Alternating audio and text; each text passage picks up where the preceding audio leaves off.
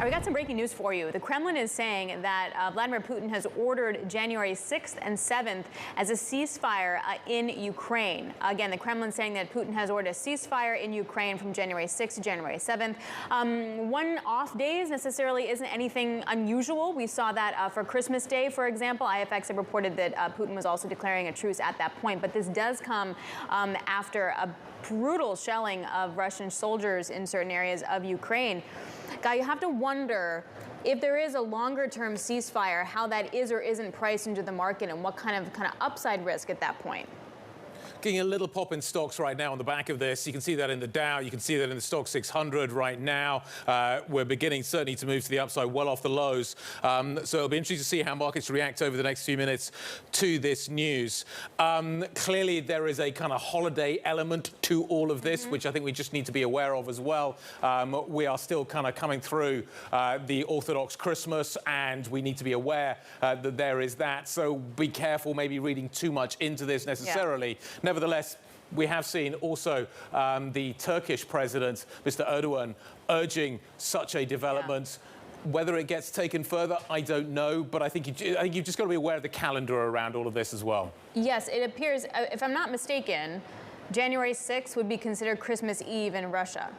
So, yeah, in essence, that wouldn't necessarily be too much of a surprise. But nonetheless, you see a headline like that, and it's something. Marc of Bloomberg joins us now on this. Marc, hey, we appreciate you hustling on this news. Okay, so the news, the Kremlin is ordering, or the Kremlin says that Putin has ordered January 6th to 7th ceasefire in Ukraine. Can you walk us through the significance? Yes, I mean, obviously, we don't know a great deal right now, just literally that.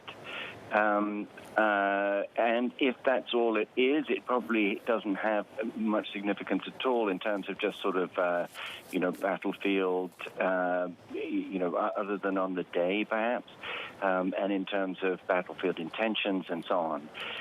It seems, it's likely, this was actually foreshadowed by President Erdogan in Turkey, who suggested earlier that Moscow should order a unilateral ceasefire.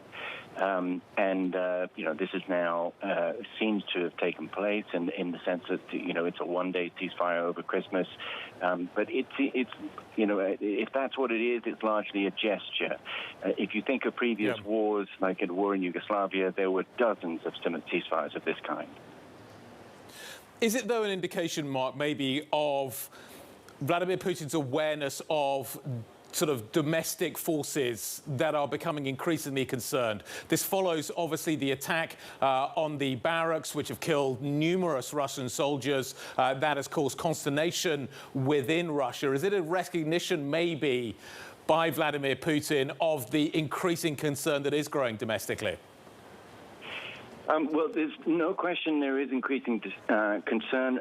Mostly that concern is over the competence of the conduct of the war, though.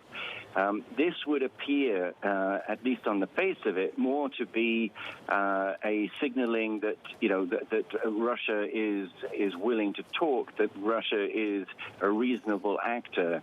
And, that it isn't just the warmonger. At home, most of the pressure coming on Putin is about the competence of the war and of the war effort, and not so much that the war itself is unpopular. So, it's not quite clear how a one-day Christmas ceasefire would help him in that sense. Yeah, fair enough. And as we pointed out, that's Christmas, so 24-hour ceasefire for Christmas, for example. But can we go back to the Turkey conversation here and President Erdogan trying to lay that groundwork for peace talks? Realistically, how successful has Erdogan been, and what is the relationship between the three, Zelensky, Erdogan, and Putin, in terms of getting to the table? Right. I mean, that's a very good question.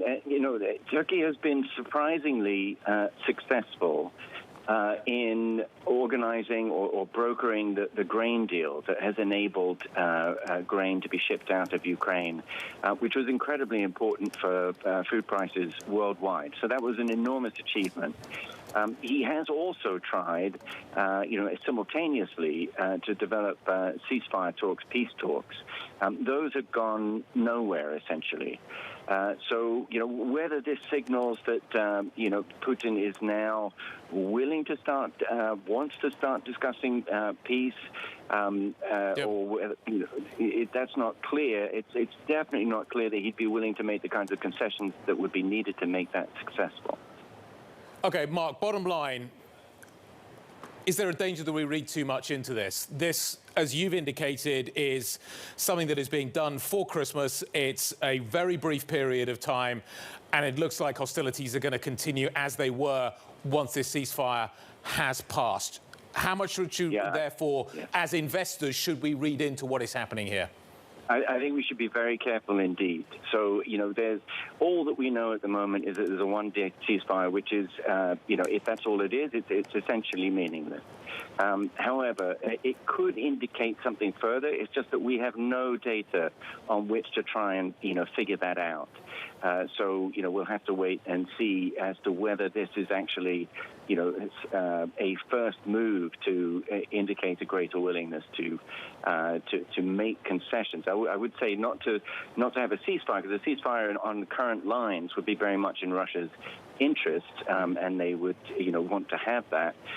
It would not be in Ukraine's interest, and that's why it's unlikely to happen unless President Putin is ready to negotiate.